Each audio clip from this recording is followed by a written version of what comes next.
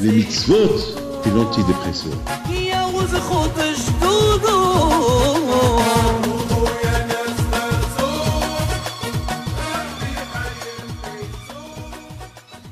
Le Shot Arosh Kolel, dans ces deux parachiotes de Vayakhel Pekoudé,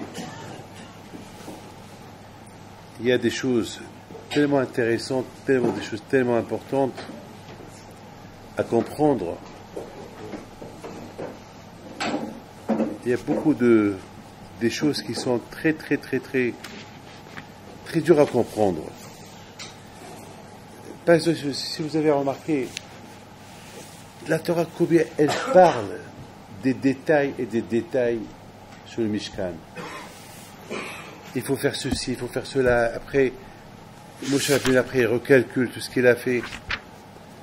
Il faut faire ceci. Combien de fois la Torah elle a répété? Il faut faire l'huile. Et la Torah elle répète encore, il faut faire de la menorah. Des répétitions. Après, la parashat Teruma. Trop. Et on sait très bien que lorsque la Torah, elle parle de l'homme, les mitzvot que Hachem nous a donnés, Bekushi, c'est la Torah, elle parle de Nida. Elle dit, lorsqu'on parle de Nida, Isha ben Nidata le Tika, voilà. Et sur ça, Hachamim, ils ont écrit Maseret Nida. Des centaines de milliers plein de halachot de Nida. Alors que la Torah, Shabbat, tous les halachot de Shabbat, presque la Torah, à part ne pas allumer Shabbat, presque les Talmelachot et les 39 interdictions qu'on n'a pas le droit de faire Shabbat, on les apprend du Mishkan. Presque la Torah ne parle pas de ça. L'Aktuba. Mais la Get Keritot. Quelqu'un qui se divorce, il donne Get Keritot. Il y a une Gemara entière qui parle de Gitin. Il y a Shulchan Aruch, il y a Tour, il y a Even Ezra, des millions de livres pour expliquer une mitzvah. Et la Torah, elle parle du Mishkan qui n'a même pas duré. Mishkan qui a duré combien de temps? Il a duré 400 ans. Après 400 ans, c'est Hachem, c'est Shlomo HaMelech qui a construit le Beit HaMikdash. Pour ça, tu fais tout ça? C'est des choses. Par exemple, la Torah aussi, elle parle, par exemple, de Moshe Rabbeinu lorsqu'il commence à compter, à faire l'inventaire de tout ce que les Juifs lui ont donné. Il fait un inventaire, il dit Elle est Pikoudé à Mishkan, Mishkan à Edout. 2 fois Mishkan à Mishkan. Bien sûr, tout le monde pose la question pourquoi la Torah n'a pas dit voici les comptes du Mishkan à Edout? Pourquoi la Torah dit Elle est Pikoudé, voici les comptes du Mishkan, Mishkan à Edout? La Torah, tout ça, c'est en plus. Et ce qui est le plus important, c'est la fin. Vayakhel Moshe. Moshe Rabbeinu alav shalom, c'est lui qui, chaque année, j'arrive à ça. C'est pas, j'ai des larmes, mais j'ai un peu d'émotion. J'ai des frissons. Lorsque Moshe Rabbeinu alav shalom, un vieux, qui a 82 ans, lui tout seul, il a construit le Mishkan. Parce que Hachamim, ils disent que les Béni Israël, lorsqu'ils ont voulu construire le Mishkan, il tombe. Il tombe. C'est là qu'ils sont venus chez Moshe Rabbeinu, ils ont dit, peut-être Hachem, il n'est pas content de nous, parce qu'on n'arrive pas à le faire monter. Alors, quand je vais au Rouh, il dit à Moshe Rabbeinu, il n'y a que toi. C'est toi, si ce n'est pas toi qui le fait monter, personne ne va le faire monter. Il n'y a que toi. Alors vous imaginez Moshe Rabbeinu, un vieux, belle barbe blanche. Il aurait pu, tout seul. Ça veut dire, j'imagine, il paraît que cette iréa, comment ça s'appelle, comment on appelle,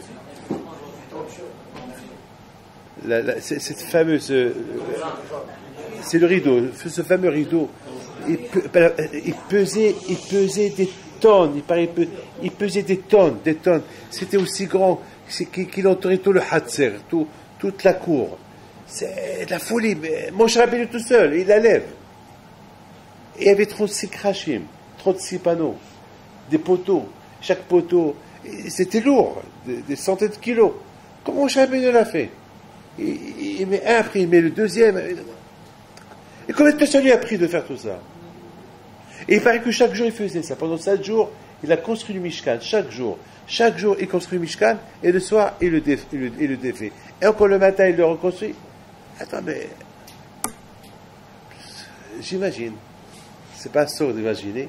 Le contraire, en imaginant, on découvre... Moshe, il n'y avait pas un autre qui peut t'aider. Non, Hachem dit à Moshe Rabbeinu, il n'y a que toi seul. Personne ne peut t'aider, il n'y a que toi. Si ce n'est pas toi, il n'y a que toi. Pourquoi? Il y a plein de choses, Et pour terminer, la paracha de la semaine prochaine, parce que je ne serai pas avec vous la semaine prochaine, alors la paracha de la semaine prochaine est super. Ce Vaikra Hachem, il appelle Moshe Rabbeinu, et si vous avez bien remarqué, le Aleph, il est petit. Hachem, il appelle le Aleph, il est petit. Pourquoi ce Aleph, il est petit? Pourquoi il n'est pas grand? Où est le problème? Oh, mais Hachamim, il parle. Hachamim, ils disent que Moshe Rabbeinu, enfin, je ne vais pas rentrer trop de détails, mais pourquoi éclat? Moshe Rabbeinu, il a écrit le Aleph qui est petit. Il ne peut pas choisir un autre endroit dans Vayaké Moshe, là. Dans le Vayaké Moshe, il aurait dit écrit là-bas, je ne sais pas, le même petit. Parce que, quand même, c'est lui qui a fait monter c'est lui qui a construit le Beit Hamikdash. Dans le Vayaké Moshe, là-bas, il aurait pu écrire le même petit. Non, dans Vaikra. Hachem il a appelé Moshe, le Aleph qui est dans Vaikra, il est petit. On va essayer de comprendre pourquoi. Vous voulez encore des questions?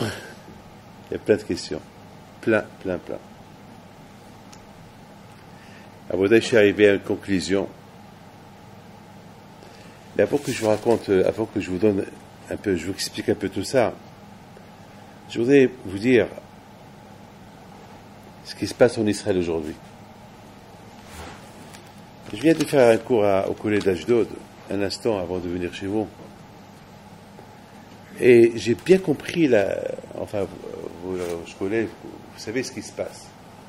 Il y a ce qu'on appelle Shivyon Banetel. Tout est basé, il faut partager. Pourquoi moi et pas toi? Alors, toute la politique en Israël maintenant, tous les Bahou Yeshiva vont être obligés d'aller à l'armée, même les Avrichim. Bon, moi, je ne vais pas rentrer dans les détails. Mais il y a une grande mahlouquette et ça va très mal là-bas. Par contre, je ne sais pas comment ça va se terminer. Hoktal, il est annulé. C'est un Hoktal, c'est une loi de l'époque. À l'époque, il y avait il y a une loi qui est sortie que ceux qui étudient la Torah Tumanoto, ils peuvent étudier la Torah. Donc, mettons, la nouvelle génération d'aujourd'hui, malheureusement, sont très durs. Aujourd'hui, ils vivent ce qu'on appelle Shivyon Banetel. C'est-à-dire, il faut partager le fardeau. Pourquoi moi je vais à l'armée, pas toi? Pourquoi moi et pas toi? Donc, mettons chacun. Moi, si j'étais israélien, si j'étais arabe là-bas, ben, je ne sais pas, j'aurais dit, sur ça on ne discute pas. Il fait, non, sur ça on ne discute pas. Je ne sais pas, moi je suis très kitsune dans ces choses-là. Je suis très. Faites de moi ce que vous voulez, mais ça c'est Hashalom. Si ceux qui étudient la Torah, on les enlève de la Torah, on les déconnecte de la Torah, c'est fini. C'est ce que on dit. S'il n'y a pas les petits, s'il n'y a pas s'il n'y a pas ces petits imgidaïn, s'il n'y a pas les petits hashimishmo, c'est fini. À quoi ça sert les rabbins sur les petits? À quoi ça sert? Adonai ose. Les hameaux étaient. Il y a un autre passage qui dit, mais il y a Sat Ta'eres, mais ose, il y a un passage qui dit que grâce aux enfants, quand je vois, hein?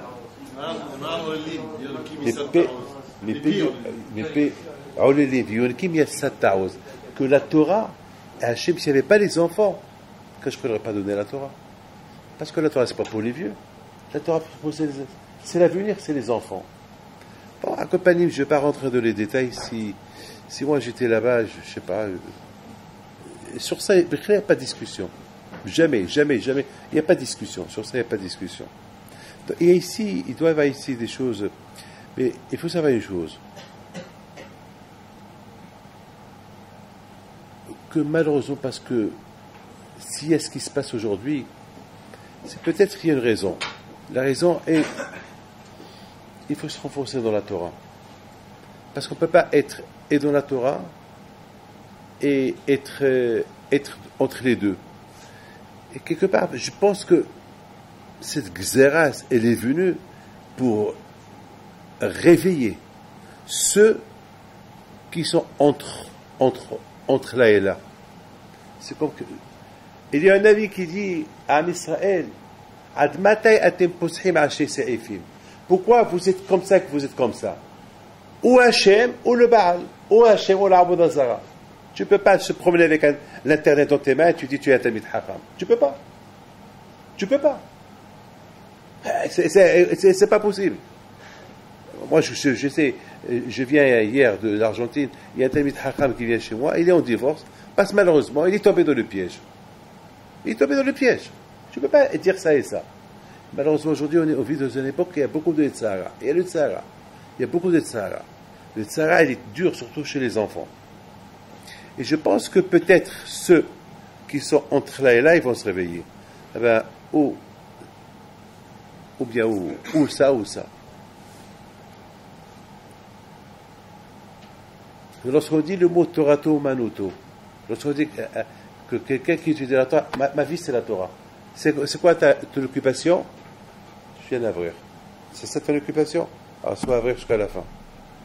Tu ne peux pas être avrir et avoir dans les mains des choses qui sont en contradiction contre ce que tu dois être. C'est tout. Tu ne peux pas être et ça et ça. Regardez la bouteille. Combien la bouteille, lorsqu'on réfléchit un peu ce qui se passe aujourd'hui, c'est bémet. Pourquoi est-ce que cette génération qu'elle est atteinte? Les Bahoui, Shiva, les Abrichim, tout le Ulama Torah, ils sont atteints. Pourquoi? Eh bien, justement, la bouteille, parce qu'on vit, cette génération, elle vit entre les Shnei Serifim. Elle vit entre Milachim Elay, entre Hakadosh Baruch Hu et entre ce Olam Hazé. C'est la génération qu'on vit aujourd'hui. On vit une génération très très dure aujourd'hui. Vous savez, il y a un Baal Tanya qui explique une chose extraordinaire. Il dit comment est-ce possible que la Gemara dit un Ben David Ba, Mashiach ne peut pas venir, Zakai ou Hayav. Soit que la génération elle est Hayav ou Zakai.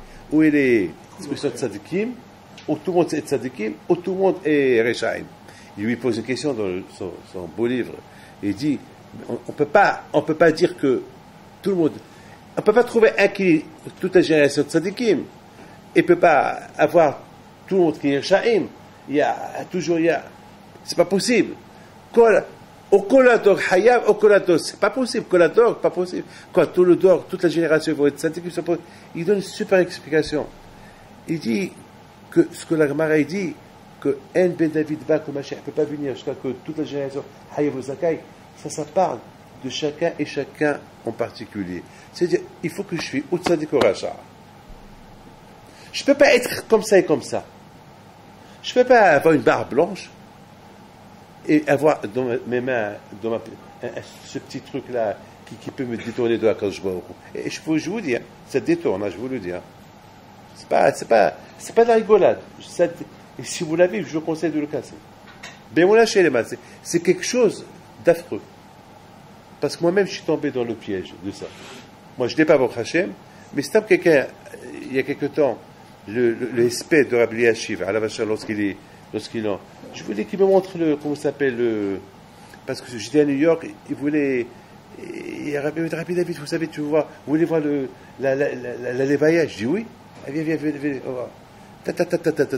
mais jusqu'à qu'on est arrivé à voir la Levaya live, on est passé, il y a une femme qui est mal habillée, qui est passée comme ça. J'ai dit, mais c'est quoi ça? Il dit, parfois, c'est comme, je ne veux pas voir. Tout l'Aïnien pour voir l'Evaya, pour Mitchazek, pour avoir Lev Nishba, Nitke, et pour pleurer la mort d'un tzaddik.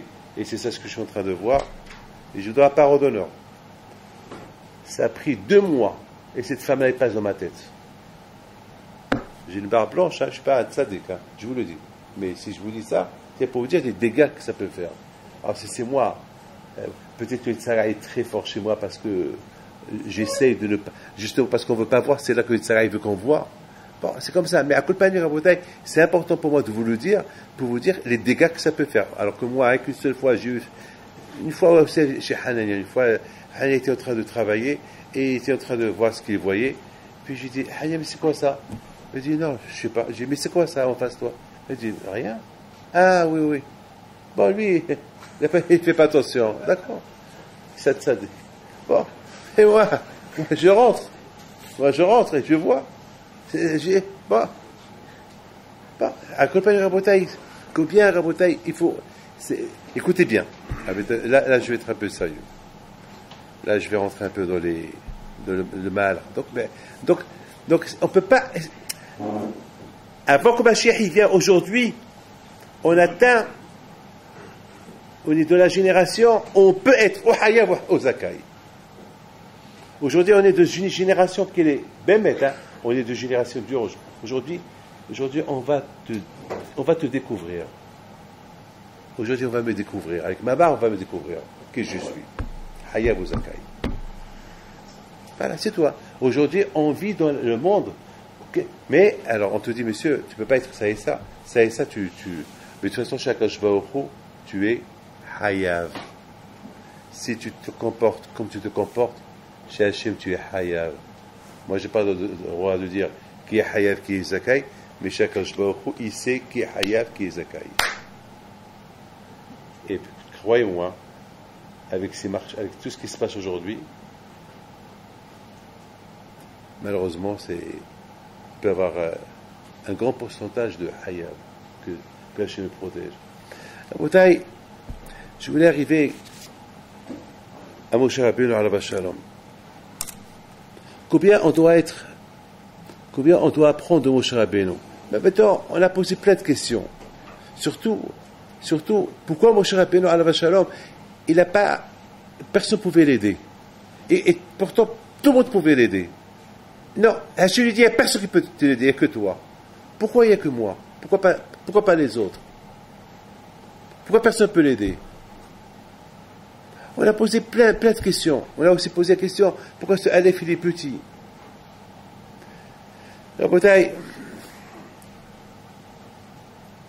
il y a un Rashi, je ne sais pas, je ne peux pas me rappeler dans quel Rashi il y a, mais cherchez au Parashat Teruma ou Kitissa, je ne peux pas vous dire. Il y a un Rashi, bon Hashem, j'ai un peu de mémoire, bon Hashem, même que je suis un peu fatigué, mais je me rappelle très bien, un Rashi qui dit, quand je me dis à Moshe Rabbeinu, Moshe, au moment que toi tu es en train de construire en bas, les malachim vont construire en haut le Mishkan. C'est-à-dire qu'il y a deux Mishkan. Il y a le Mishkan en bas, il y a le Mishkan en haut. Au même moment que Moshe Rabbeinu, à Missa, il était en train de construire le Mishkan en bas, il y avait un Mishkan en haut qui se faisait. Est-ce qu'on avait besoin de ce Mishkan-là? Je pense à Botaï. Elle est picoudée à Mishkan à Edout. Lorsque Moshe Rabbeinu alav shalom il a commencé à faire l'inventaire du Mishkan, elle est picoudée à Mishkan. Au moment que Moshe Rabbeinu était en train de faire l'inventaire du Mishkan qu'on a fait en bas, au même moment, il y avait un autre inventaire qui se faisait dans le Mishkan là-haut. Que le Mishkan en bas, il était l'équivalent de celui qui était en haut. Ça veut dire que Zé Keneged, ça veut dire que les deux, il y avait un en bas et un en haut. Et un en bas et un en haut. Mais vous imaginez la beauté, c'est quoi le Mishkan d'en bas et d'en haut? Mais le Mishkan d'en haut, c'est le Malachim qui l'ont fait. Le Mishkan d'en haut était pur. Le Mishkan d'en haut, il a été construit dans le Olam Emet, dans le monde, dans Gan Eden, dans l'autre monde, à côté de Kadosh Baruch Hu. Mais c'est un Mishkan Kadosh, on ne peut pas imaginer. Mais Rabotai, lorsque Moshe Rabbeinu, par sa Kedusha, lorsqu'il était en train de faire l'inventaire du Mishkan en bas, il y avait un inventaire qui se faisait dans le Mishkan en haut. Ça veut dire qu'il était l'équivalent. Ça veut dire qu'il était, c'est comme par exemple, vous prenez le Sefer Torah, l'habit du Sefer Torah qui tombe sur le Sefer Torah mâche. Comme par exemple, moi, j'ai une taille et je mets une veste selon ma taille. Ça veut dire que la taille du Beit HaMikdash là-haut, c'était comme la taille du Beit HaMikdash en bas. Mais ça, c'était avec précision, avec une Kudusha. À tel point, lorsque Betzalel, il a fait ce Mishkan, il lui a dit, mon cher Rabbeinu, Betzalel Haïta. Mais on dirait que tu étais là-haut, tu as vu. On dirait que tu étais dans l'ombre d'Hachem en haut. On dirait que tu sais tout ce qui se passe. Ça veut dire qu'il a fait exactement le Mishkan comme celui que les Malachim sont en train de faire. Un Mishkan comme ça, il n'y a que Moshe seul qui peut le lever. Il n'y a que un qui était Bashamayim, un qui a combattu les Malachim, et un qui connaît c'est quoi, Kadosh Baruch Hu, un qui m'daber, un qui parle avec Hachem, Panim el Panim. Rien que Moshe. C'est pour ça que Kadosh Baruch Hu a dit, personne ne peut t'aider. Qui peut t'aider? Personne ne peut t'aider. C'est ce Mishkan-là que maintenant, lorsqu'on va être Mekimoto, lorsque maintenant on va le construire, il va devenir l'équivalent de celui d'en haut. Mais qui peut le faire? Il n'y a qu'un seul qui peut le faire, c'est Moshe. Il n'y a pas un autre.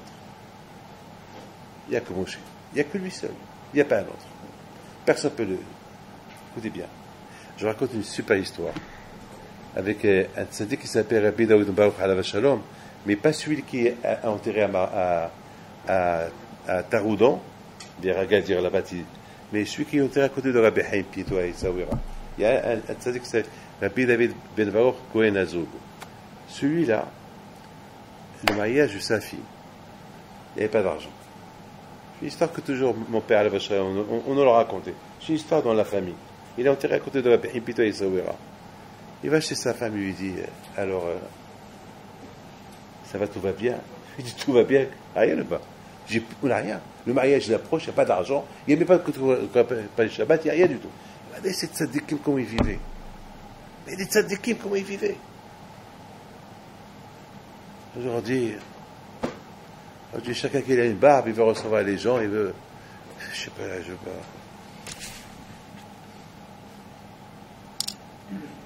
Je lui ai disputé cette semaine avec quelqu'un que sa femme elle est entre la vie et la mort, et je lui dis appelle-la comme ça. Après il m'appelle, il m'a dit, j'ai demandé à un rabbin, il m'a dit il faut l'appeler comme ça. Alors il dit appelle-la comme tu veux. Quand tu vas appeler, il m'a dit il faut l'appeler comme ça, il faut lui faire pidion. Il m'a donné une soda. J'ai appelé ce rabbin de ma part. Dis-lui, il a dit à Rabbi David, appelle-le. Dis-lui de ma part, il a dit à Rabbi David que tu crèves. Dis-lui ça de ma part. Appelle-le, dis-lui ça de ma part. Moi, j'ai pas peur. Tu veux que d'argent?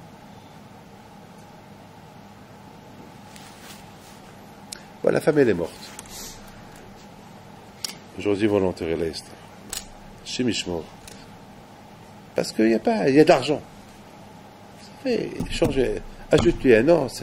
Mais toi, tu veux profiter pour gagner de l'argent. Tu veux profiter. La Bida de Khalav Shalom, il dit à sa femme, dis-moi, tu n'as pas de bijoux? Il dit, plus de bijoux, j'ai rien. Ce qui me reste, j'ai encore une boucle d'oreille. C'est tout ce que j'ai.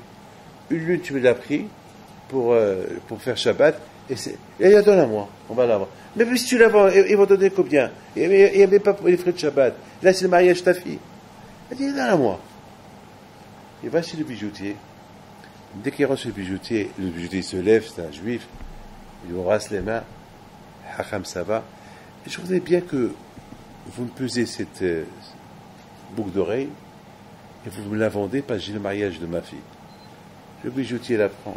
Il dit, Haram, garde-la en souvenir. Moi, je vous aide. Non, moi, je ne veux pas de tzedaka. Haram, même si, voilà, je t'achète. Ça coûte tant. Non, et peut-être ça coûte plus. Peut-être ça coûte moins. Pèse-la. Même pas un gramme et demi. Je dis, c'est pas grave. Dans la Torah, c'est Efa va Efa.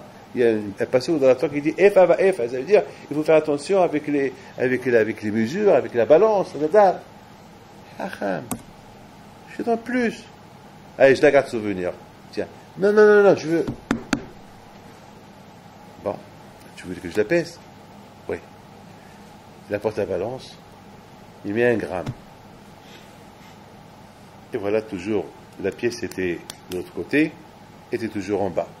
Bon, le juif, il dit, bon, peut-être 2 grammes. Il met 2 grammes. La balance ne se remet pas à sa place. Il met 5 grammes, il met 1 kilo, 2 kilos, 3 kilos, 5 kilos. Il regarde le Rav. Il dit, Hacham, bon, je vais aller chercher un autre. Il lui dit, peut-être il faut aller chercher un autre, peut-être ta balance ne marche pas. Il a apporté toutes les balances, et toujours ça. La boucle d'oreille, elle pesait l'impossible. Le bijoutier était intelligent. Il dit, je veux voir jusqu'à où ce Hacham il va. Il dit, Hacham, cette pièce, j'arrive pas à avoir son poids. Viens, on va aller au port. Ah, pourquoi le port? Parce qu'au port, à l'époque, il n'y avait pas à l'époque des grandes balances. Alors à l'époque, on pesait les poissons, des tonnes de poissons, sur un bateau. Et c'est de plus que le bateau, il va descendre un peu, il y avait des traces, il y avait des lignes. Comme l'histoire de Rabbeinu Gershon, le Oragola, avec comment il a voulu peser le trône de Shlomo Ameler. Avec le panim.